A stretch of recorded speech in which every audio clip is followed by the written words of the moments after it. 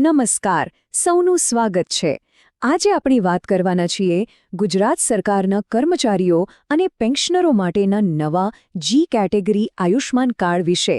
આ કાર્ડ મેળવવાની આખી પ્રોસેસ છે શું એને એકદમ સરળ ભાષામાં સમજીએ.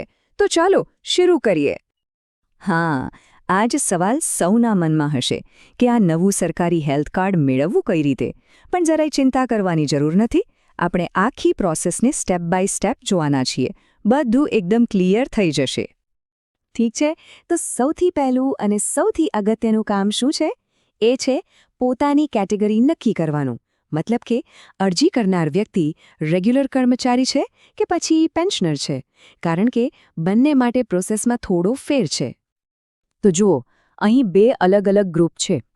જે લોકો રેગ્યુલર કર્મચારી છે એમને જરૂર પડશે HRPN નંબરની, એટલે કે હ્યુમન રિસોર્સ પર્સનલ નંબર, અને એમનો ડેટા આવે છે જનરલ એડમિનિસ્ટ્રેશન ડિપાર્ટમેન્ટ એટલે કે GAD પાસેથી.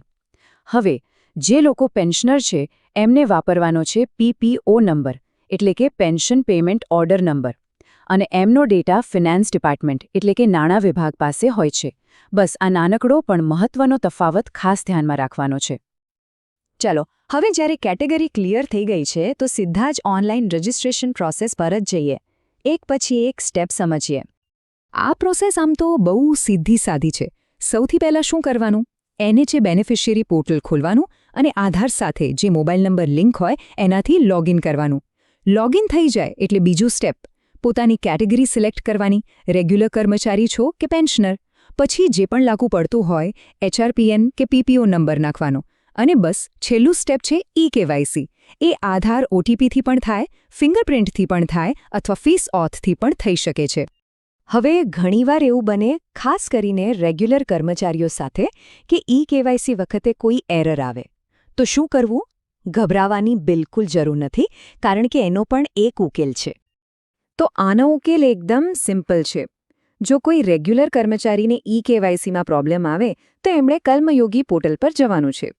ત્યાં જઈને પોતાની આધારની ડિટેલ્સ અપડેટ કરી દેવાની.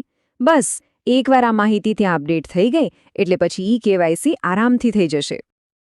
ઓકે, તો હવે આગળ વધીએ. હવે વાત કરીએ ડોક્યુમેન્ટ્સની. કયા કયા કાગળિયા તૈયાર રાખવા પડશે? જો ડોક્યુમેન્ટ્સ બરાબર હશે તો એપ્લિકેશન ફટાફટ પાસ થઈ જશે. તો જુઓ, પોર્ટલ પર 4 મુખ્ય વસ્તુઓ અપલોડ કરવાની છે. એક તો લાઈવ ફોટો, બીજું આધાર કાર્ડની માહિતી, ત્રીજું HRPN કે PPO નંબર, અને ચોથું, જે સૌથી ઇમ્પોર્ટન્ટ છે, એ છે ડિપાર્ટમેન્ટલ સર્ટિફિકેટ. અને હા, એ અંગ્રેજીમાં હોવું જરૂરી છે. હવે આ જે ડિપાર્ટમેન્ટલ સર્ટિફિકેટ છે ને, એના વિશે એક વાત ખાસ સમજવા જેવી છે. એ ખાલી કોઈ સાદો કાગળ નથી. એ ડિપાર્ટમેન્ટના કોઈ ઓથોરાઇઝ્ડ ઓફિસર દ્વારા સાઇન સિક્કા કરેલું હોવું જોઈએ. અને એમાં HRPN કે PPO નંબર ચોખ્ખો લખેલો હોવો જોઈએ. કેમ? કારણ કે આ જ સર્ટિફિકેટના આધારે પરિવારના બધા સભ્યોનું વેરિફિકેશન થશે. ચાલો, માની લઈએ કે એપ્લિકેશન અને બધા ડોક્યુમેન્ટ્સ સબમિટ થઈ ગયા. હવે શું? આગળ શું થશે? ચાલો, એ પ્રોસેસ પણ સમજી લઈએ.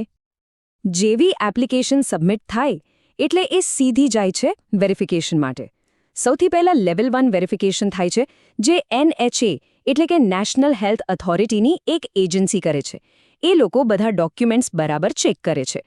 એ ચેકિંગના આધારે અરજી કાં તો અપ્રૂવ થાય કે અથવા રિજેક્ટ થાય છે. અને જો બધું બરાબર રહ્યું અને અપ્રૂવ થઈ ગઈ તો બસ પછી કાર્ડ ડાઉનલોડ માટે તૈયાર. અને હા, અહીં એક બહુ જ મહત્વની વાત છે. જેવું કાર્ડ અપ્રૂવ થાય એટલે HRPN કે PPO નંબર જ ફેમિલી ID બની જાય છે. આ જ નંબરથી આખી હેલ્થ સ્કીમમાં પરિવારની ઓળખ થશે. ભવિષ્યમાં કોઈ પણ લાભ લેવા માટે આ જ ID કામ લાગશે. ઓકે, અત્યાર સુધી આપણે જનરલ પ્રોસેસની વાત કરી. હવે થોડા સ્પેશિયલ કેસ જોઈએ, ખાસ કરીને પેન્શનરો માટે, કારણ કે એમને અમુક બાબતોમાં થોડું અલગ રીતે કામ કરવાનું છે. હવે ઘણા પેન્શનર્સના મનમાં સવાલ થતો હશે, અને બિલકુલ સાચો સવાલ છે, કે ભાઈ, જો રેગ્યુલર કર્મચારીઓ ઘરે બેઠા ઓનલાઈન કરી શકે તો અમારે નોંધણી કેન્દ્ર એટલે કે એનરોલમેન્ટ સેન્ટર પર શા માટે જવું પડે? તો જુઓ, એની પાછળ એક ટેકનિકલ કારણ છે. વાત એમ છે કે જે ટ્રેઝરી ઓફિસની સિસ્ટમ છે એમાં પેન્શનર્સનો આધાર ડેટા ઓનલાઈન અવેલેબલ નથી હોતો, અને જો આધાર ડેટા જ ઓનલાઈન ના હોય તો પછી ઓનલાઈન ઈ-કેવાયસી વેરિફિકેશન કરવું પોસિબલ જ નથી. બસ આ જ કારણ છે. એટલા માટે જ પેન્શનર્સ માટે સૂચના એકદમ સ્પષ્ટ છે. એમણે નજીકના કોઈપણ ABPMJAY એટલે કે આયુષ્માન ભારતના નોંધણી કેન્દ્ર પર જવાનું છે અને ત્યાં રૂબરૂમાં જઈને આખી પ્રોસેસ પૂરી કરાવવાની છે. તો અંતમાં આ આખી પ્રોસેસ ખાલી એક કાર્ડ મેળવવા માટે નથી. આ સવાલ છે પરિવારના ભવિષ્યની, સ્વાસ્થ્ય સુરક્ષાનો. શું એ સુરક્ષા યોગ્ય રીતે ગોઠવાયેલી છે? આ પગલાં ભરીને એ સુનિશ્ચિત કરી શકાય છે. આશા છે કે આ સમગ્ર જાણકારી સૌને ઉપયોગી નીવડશે.